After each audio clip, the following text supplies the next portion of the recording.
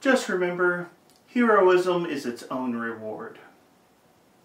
But you signed a contract, so we expect to get paid. Today, we're going to talk about rewarding treasure in Pathfinder 2e on this episode of The Local Disaster Tour Guide.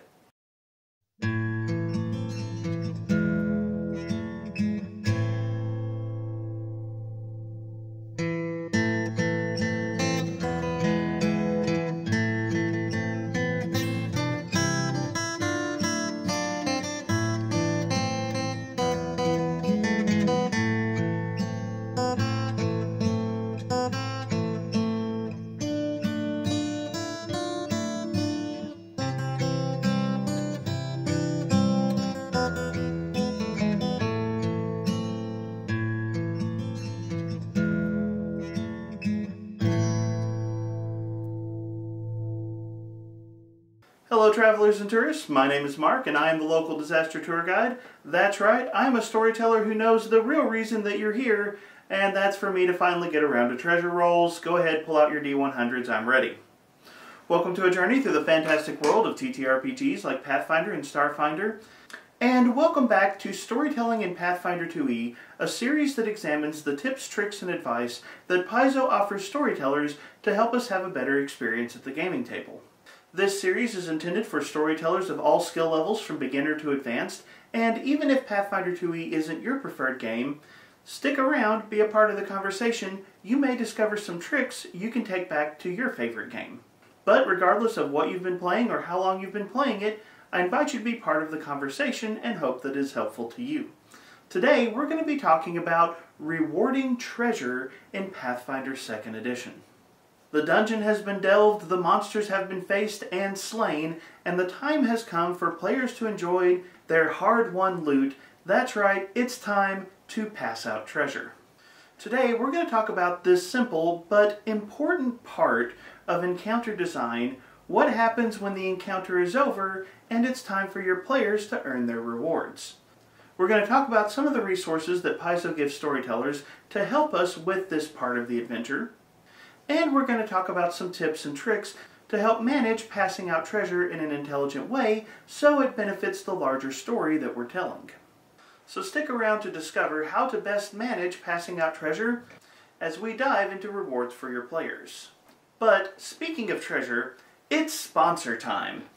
Today, I am proud to share with you our sponsor, Improphet's Tome, which is a Kickstarter being hosted by Joshua Birdsong, and that Kickstarter is live right now. Go to the link in the video description to check out a Kickstarter featuring over 40 new spells, over 100 new items, over 200 new character feats, and over 100 other character options, all designed by Joshua that will be part of this upcoming release. Now, over the last year, Joshua has been putting out different elements of this book to the Pathfinder community as homebrew content to share with the Pathfinder community at large, and as he has been putting this content out, he has also been taking feedback from the community to help improve that content and make it better. Well, after all that feedback, Joshua is now pulling this content together in an impressive tome, Improphet's Tome, which he is releasing to the Pathfinder community. And as a special bonus, this book will also include Joshua's take on the Warlock class. Now, here's the great thing about this book. The content for this book is done. Joshua has published this content. He has made it available. He has gotten feedback. And he has a finalized, polished version of every single rule option that he wants to make available to the Pathfinder community. So this Kickstarter really exists so that Joshua can fund the art for his book. And anyone who's done publishing in the gaming community knows art's a little bit of a hurdle. But Improphet's Tome is going to be an impressive selection of options that you and your players can use at your Pathfinder 2e tables. Now, Joshua did not include what I'm about to say in his marketing description, but I just want to say this about Joshua's work. One of the best things about Paizo, in my opinion, is the fact that they playtest so much of their material. I think that that process of giving material to the community and taking feedback is part of the reason that Pathfinder 2e is such a high-quality game. So, when I saw that Joshua was putting his content out to the community and accepting feedback, that spoke very highly to me of the kind of content creator that Joshua is, and that is one of the reasons that I personally am very proud to support his work. Again, he didn't pay me to say that, that's just the reason I agreed to accept. But in all seriousness, there is a link to Improphet's tome down in the video description, and I would love it for you all to go check out his Kickstarter, and if you are able to support him, please do so. I love to see this kind of content happening, and I love to see this kind of work done because it just makes the game of Pathfinder that much better. Alright, with that out of the way, let's get started. Alright, so as I mentioned earlier, today we're talking about rewarding treasure in Pathfinder 2e. And this is one of those areas as a storyteller that I think we tend to gloss over, but it is very important that we take the time to approach this well in how we design our encounters and how we design our games. Pathfinder 2e is often said to have very tight math. That's something you will hear over and over and over again in the Pathfinder 2e sphere. The game assumes a certain progression of character power, and as part of that assumption, it also assumes a certain progression of character wealth or character gear over the course of a 1 to 20 adventure. Meaning that as a storyteller, we want to take the time to make sure we get treasure right when we are running our Pathfinder 2e games, and that's a little bit of a challenge because if I'm being honest, treasure is not exactly an art, but not also entirely a science. It is a mixture of both. So today, we want to dive in to the tools that Paizo gives us to help us figure out how to reward treasure, and kind of talk through that process so we can make sure we're getting it right. Now, to give you some references for today's conversation, we're actually primarily going to be in the core rulebook. From pages 508 to 511 of the core rulebook, you will find a discussion of rewarding treasure as a storyteller. You will find a couple of tables, tables 10.9 and 10.10, which are party treasure by level and character wealth by level, respectively, and surrounding these tables, a discussion of how to pass out treasure to your players. The Game Mastery Guide does not add a lot to the conversation around rewarding treasure, but you can find a little bit of information on page 57 of the Game Mastery Guide, along with a treasure by encounter reward table as well. So there are a few different resources that you can reference as a storyteller when it comes to this particular part of the game. And really quick, I would like to talk about some of these resources that Paizo gives us. Up first are these three tables that Paizo offers. Table 10.9 from the core rulebook is party treasure by level, and this is an explicit statement. This is how much treasure you should give out to your party over the course of a full level of adventures at that level. For example, a party traveling from first level to second level should accumulate approximately 175 gold pieces in total rewards. Paizo recommends dividing this into 2 second level permanent items, 2 first level permanent items, 2 second level consumable items, and 3 first level consumable items, with an additional approximate 40 gold pieces of party currency that is available for the group to spend as they see fit. Level by level, as you go through this table, you will see recommendations for what Paizo expects you to give your party over the course of a level of play. Assuming you adhere reasonably close to these guidelines, and assuming your players distribute that wealth and use that wealth in a reasonable fashion over the course of play, if you then compare your characters to table 10.10 and the character wealth by level table, that will show you what sort of gear you can expect a character to have at that point in their career. And again, this is broken down into a lump sum value, into a breakdown of the types of items that the character can have, and also a statement of just how much loose coin that character might have access to. So you can look at these two tables together. Table 10.9 is a here's what to give out, and table 10.10 is sort of a guideline that you can compare characters to make sure that things are being passed out at an appropriate rate. These two tables taken together are probably sufficient for most storytellers. you probably will not need the table from the Game Mastery Guide if you want to go about rewarding treasure. These two tables actually work really well. What the table in the Game Mastery Guide is going to add to the conversation is a table on treasures by encounter.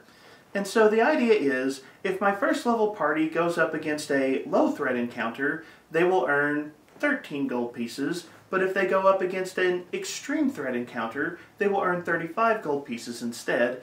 It breaks down the anticipated value of rewards by the specific threat level of encounters that you might give your players. So think of that as an extra tool or an extra level of detail that you can compare your notes to in determining how much treasure you should pass out and when you should pass out that treasure. So you can kind of look at the tables that Paizo gives you, and you have these concrete numbers and clear expectations of this is about what you should give your players, this is about when you should give it to them, and typically speaking as a storyteller, if you are following these suggestions, you should be landing pretty close to what Paizo intends for how the game is supposed to play, but there are a few things I would like to note here. First and foremost, be aware that all of these tables operate under the assumption that you are dealing with a normal party of 4 players. And to be entirely honest, as a storyteller, I'm usually dealing with more than that or less than that, and as a game master, you are going to need to adjust if your party is smaller or larger than the default 4-player assumption. Now thankfully, Paizo goes out of its way to help modify for that. In the core rulebook, they literally tell you that for each additional player that you have in your group, that translates to 1 extra permanent item at every level, it translates to 2 extra consumables per person at every character level, and they also have a convenient column of here's how much loose change to add to your rewards for a larger party. So Paizo, again, gives you some pretty simple formulas, some pretty simple adjustments, where if you want to pass out treasure to your players, you can do so and can do so pretty easily. Again, you just kind of follow those guidelines and you should be okay. But here is where, as a storyteller, you need to stop and realize that as beautiful as these tables are, tables do not a story make. And the recommendations from these tables may not be a perfect match to what is happening in your story, so as a storyteller, you are going to want to adjust what you are passing out to your players, but you want to adjust what you pass out to your players intentionally to ensure that you're not straying too far, either below or above, what Paizo intends for the game. Let me give you an example.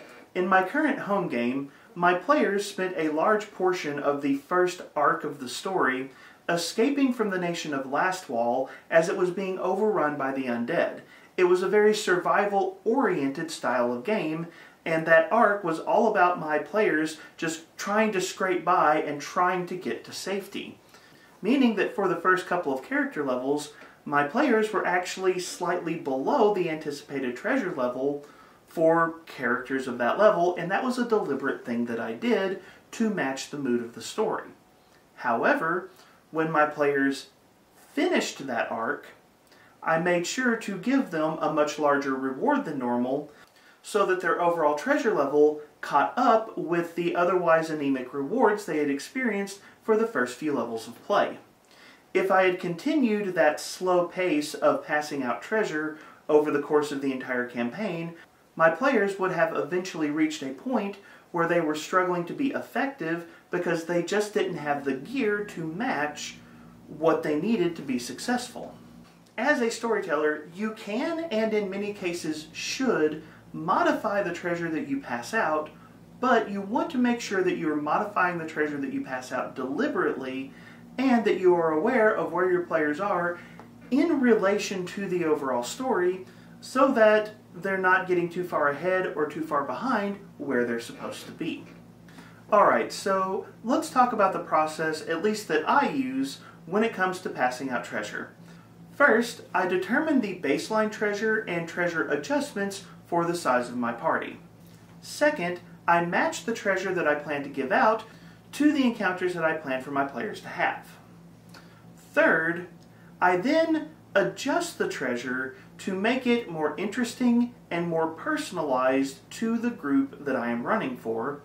And last but not least, I make sure to periodically review the amount of treasure that my PCs have, and I refer to this as character sheet audits that I do at a regular basis throughout the course of my campaign.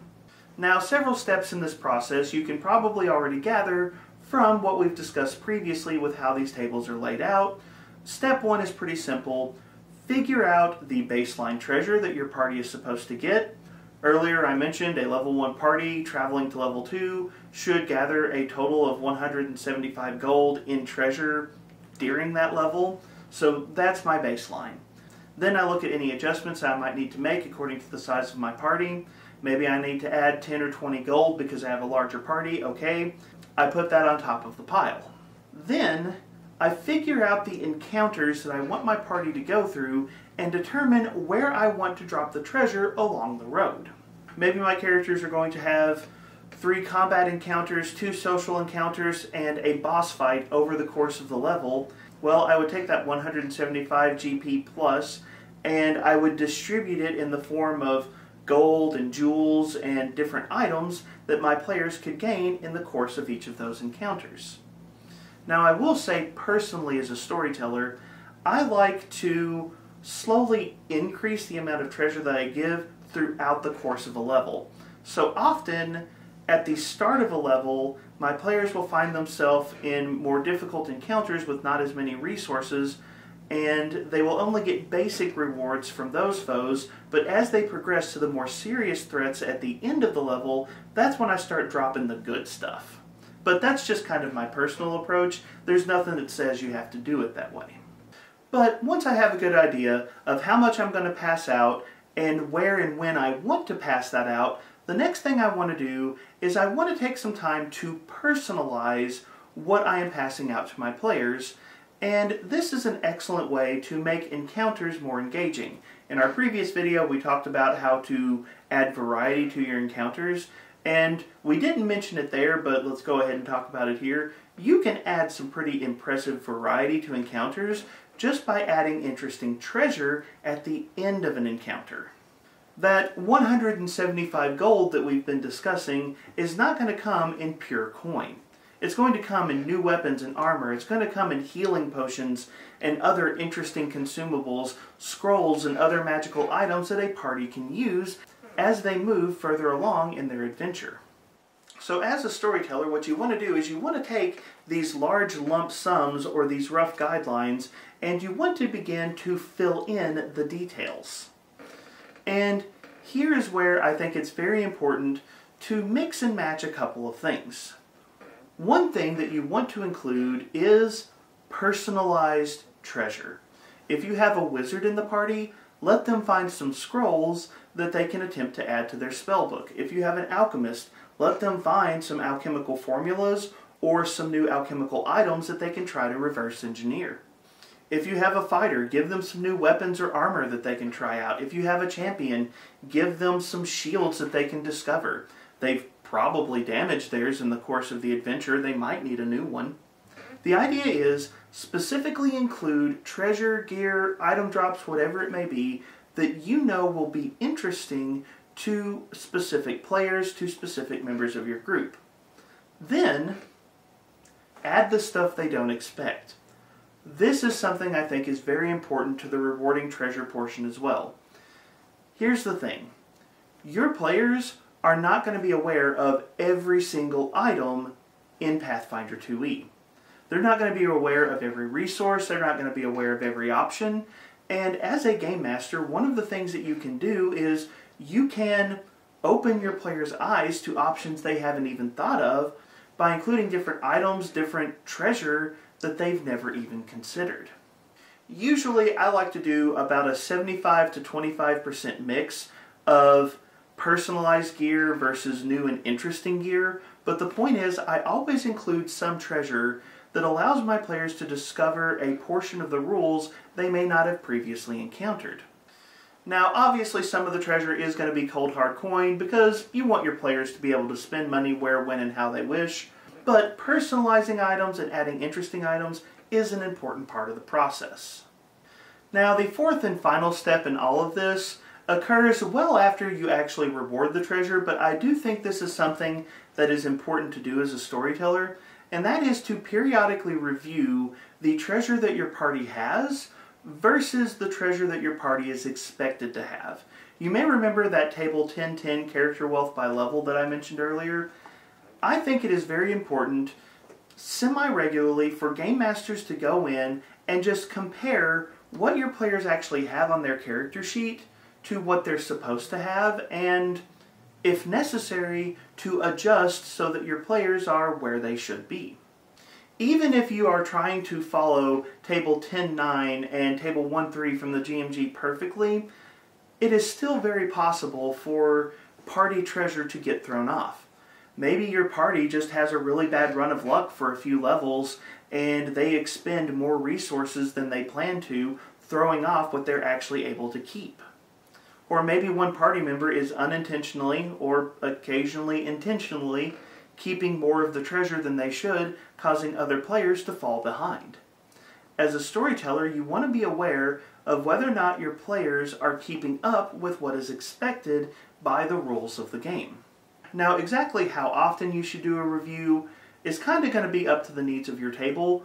For me personally, I have found that a character sheet audit is best about every 4 or 5 character levels, and that's about how often I do it at my gaming table. Your experience may vary, but I do recommend regularly, deliberately, honestly with your players telling them, hey, I'm going to be reviewing your character sheets because I want to make sure the treasure that you have matches what you're supposed to have. And as a storyteller, if it's off, well, figure out some ways to adjust. Maybe your characters can earn a bonus reward at the end of their next quest if they're behind, or maybe if your players have gotten a little bit ahead of where they should be, you can scale back some rewards for a little bit to balance things back out. The point is that periodic review allows you to make sure that the treasure that you pass out is on target with the expectations of the game. Now, there are a couple of other things I want to say on the subject of rewarding treasure in Pathfinder 2e that didn't fit anywhere else in this video, so I'm just going to kind of tag them on here. First, I want to talk about published adventures. Any adventure that is published, at least by Paizo, is probably going to follow the expected party treasure by level or character wealth by level tables that Paizo uses. It's a product that they publish, they have those guidelines, so they're going to make sure that those rewards line up. You will still need to remember that the rewards that are included in a published adventure assume a 4-character party, so you're going to need to make some adjustments if you don't have a 4-character party, but generally speaking, a published adventure is going to follow the guidelines that Paizo has given us. Does that mean that you can skip out on reviewing character sheets? No. The same problems that can affect a normal campaign can affect playing through a published adventure as well. You still want to do those reviews, though they might not be necessary quite as often. It's still something that's smart to do. The second thing I want to talk about is, what do you do if you feel like your party is behind in power level and you want to help them but you don't want to overcorrect? And the best piece of advice I can give you here, this is something I've actually discussed in other videos on this channel. As a game master, if you want to help your party without overpowering your party, one of the easiest ways to do that is just to offer extra consumables with the treasure. If you are supposed to pass out 4 consumable items at a given level, and you feel like your party is a little bit weaker than they're supposed to be, maybe give them their regular treasure, but instead of 4 consumables, give them 6 or 7. Consumable items are a lot easier to give to players than permanent items, mostly because if they're too strong, once they're used, they're gone, and then the problem works itself out. So if you find that your players are struggling, consumable items is often the first dial that you can really adjust on the treasure table to help your players without worrying about throwing off the balance of the game too far. But that's all I've got for you today, so let me turn the conversation over to you. What are your thoughts on how to reward treasure to players as part of encounters in Pathfinder 2e? Do you have any tips or tricks, or do you have any particularly good or bad experiences that you think people could learn from? If you do, please jump down to the comments section and share your thoughts and ideas down there. Hearing from my community is truly the best part of this job, and I love to see the wisdom that you have to offer. On top of that, don't forget to do all of the YouTube stuff. Remember to like the video and share it. If you haven't, please subscribe to the channel, and you can check out my free Discord and my Patreon, both of which are linked in the video description below. And one final shout out to the sponsor of this video, Joshua Birdsong and Improphet's Tome, which is live on Kickstarter right now. Please take the time to go check out Joshua's work, and please consider supporting him. I am excited what he is bringing to the Pathfinder 2e community. As always, thank you so much for being here. Thank you so much for watching. Have a wonderful day.